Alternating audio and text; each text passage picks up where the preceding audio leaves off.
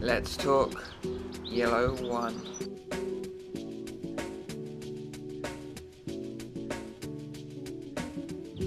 Opening and closing stance.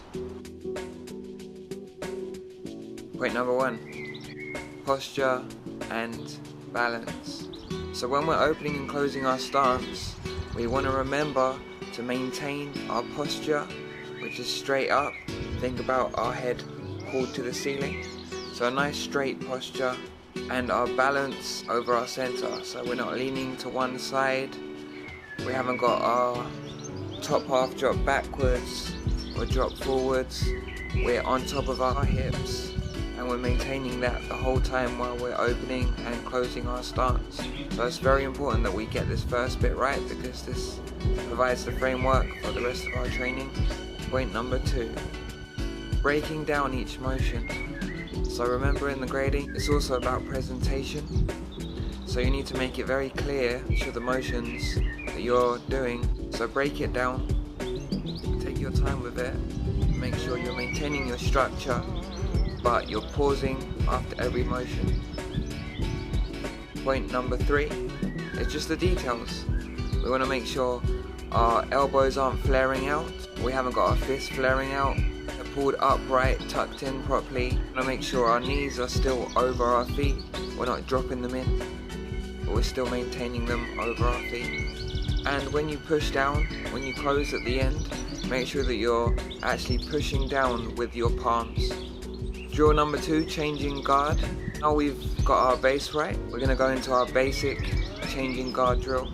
So point number 1 for our basic changing guard is remembering to drop and replace our guard. So we don't fire our hands out to the side, we're taking that center line. So we're dropping our hand and replacing straight through. Point number 2, remember to tuck your thumb in. So it comes in like this. A lot of the time people leave their thumb hanging out, but it can get caught and you can injure yourself. So we tuck our thumb in for other reasons as well, but number 1, just for safety, tuck this thumb in.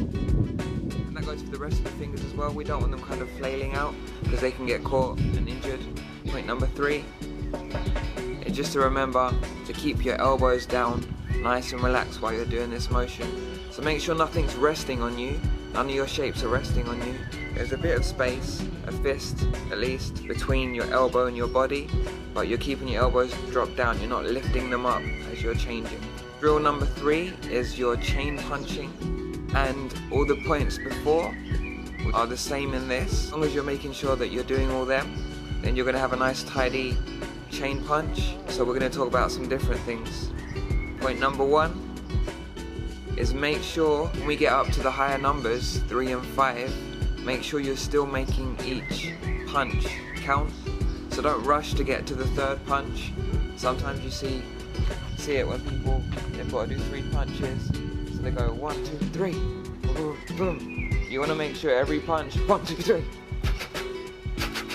that each punch is still driving out, and there's no rush to get them done. It's not a race to how many you can get to 3 punches the quickest or 5. Make sure every punch counts and you're maintaining your technique. Point number 2, the actual fist. We need to make sure our thumb's tucked in.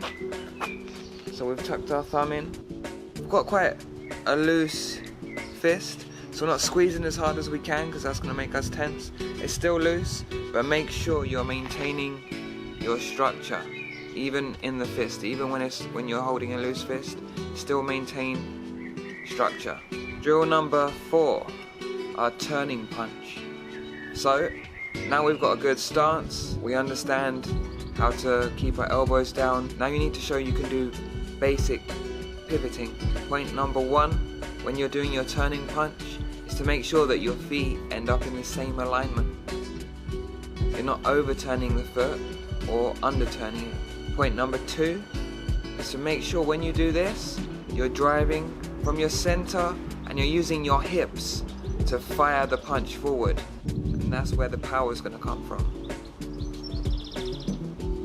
Point number 3 is just just to remember again, keep your elbow down, don't have it coming out, don't have it squashed in. Just have a nice natural punch forward. Get your wusao nice and high to cover your chin area and this back space. So make sure that's nice and high when you're doing it. Drill number 5, arrow walk. Point number 1. Make sure your front toes line up with your back heels. Don't come too linear where your back foot's behind your front foot, because then it's like you're walking a tightrope. And don't come too wide either, because we need to be able to move forward very quick. Point number 2, we're using a 60-40 weight distribution with your weight 60% roughly on your back leg and 40% on your front leg. Just remember when you do that, not to end up leaning backwards.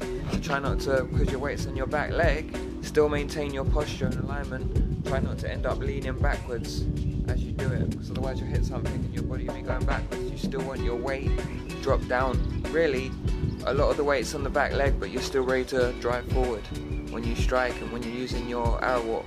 Point number 3, make sure when you do arrow walk, you're not bobbing up and down, but you're trying to stay on the same level as you move. Don't step too big and don't step too small.